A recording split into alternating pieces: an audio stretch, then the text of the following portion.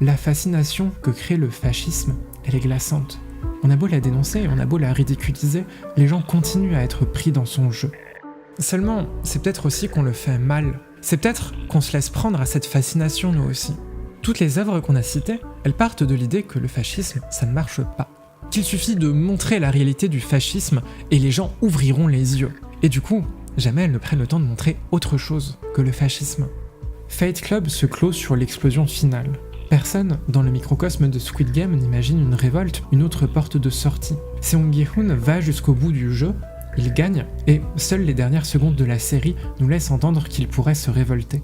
Mais même là, c'est une révolte tout seul, sans jamais l'idée qu'on aurait pu, ensemble, construire quelque chose sous le fascisme, sans jamais l'idée qu'on peut montrer quelque chose de différent, naître au cœur des terres empoisonnées du fascisme. En fait, on se laisse même complètement embarquer dans la fascination pour cette violence, dans l'esthétisation de cette violence, dans l'esthétisation de cette vie politique. C'est évident dans les morts spectaculaires de Squid Game, c'est évident dans Helldivers, c'est évident depuis Raging Bull et Taxi Driver, c'est évident comme jamais dans Fight Club, où le film entier est un vidéoclip qui nous plonge dans les fantasmes de l'homme qu'on est censé, apparemment, voir comme le méchant.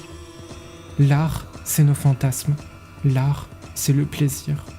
Représenter, c'est approuver.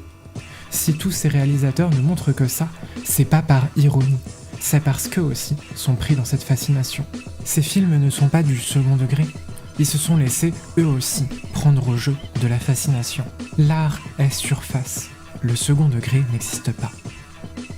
C'est pour ça que, même quand on les critique, ces figures, elles ont quelque chose de fascinant. En particulier pour nous à gauche, parce qu'elles semblent les seules qui réussissent à se révolter dans ce monde gris et terne du conformisme. Et ça fait un bout de temps qu'à gauche, on bande grave la révolte. Ça fait un bout de temps qu'on se demande pourquoi tout le monde est devenu un mouton qui ne sait plus se débarrasser de ses chaînes, et qu'on s'excite au moindre truc qui permettra à la rage du petit prolétaire de s'exprimer. C'est un truc qu'on a très bien vu dans les controverses autour du Joker de Todd Howard en 2019. Certains dénonçaient un film qui parlait aux incels blancs misogynes coincés chez eux, tandis que nos bons vidéastes de gauche, aux États-Unis comme en France, ne comprenaient pas comment on pouvait y voir un film pour incels. Loin de ressembler à l'ode aux jeunes incels blancs en colère, à la place, on avait une condamnation plutôt directe des politiques d'austérité. Comment elles laissent les plus vulnérables souffrir sans les ressources dont ils auraient besoin, et les horribles conséquences qui en résultent pour le reste de la société. Comment les chroniqueurs mainstream ont pu passer à côté et en tirer la conclusion opposée.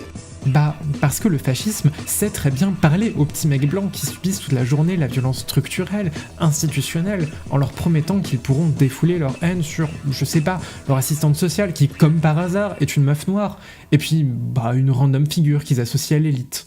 On n'a pas raté tous les signes de violence structurelle.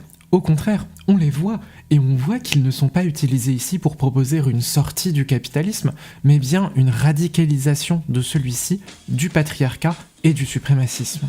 Le syndrome Magnéto, c'est aussi l'exemple parfait de cette fascination de toute la gauche pour la révolte. Et ça, des commentateurs et youtubeurs aux politiciens, en passant par les grands artistes, sans jamais se demander si elle peut pas, un peu, être récupérée par le fascisme, sans avoir pris les apports du féminisme et de l'antiracisme, et des études du fascisme, sans avoir écouté ce qu'on disait depuis un bon bout de temps.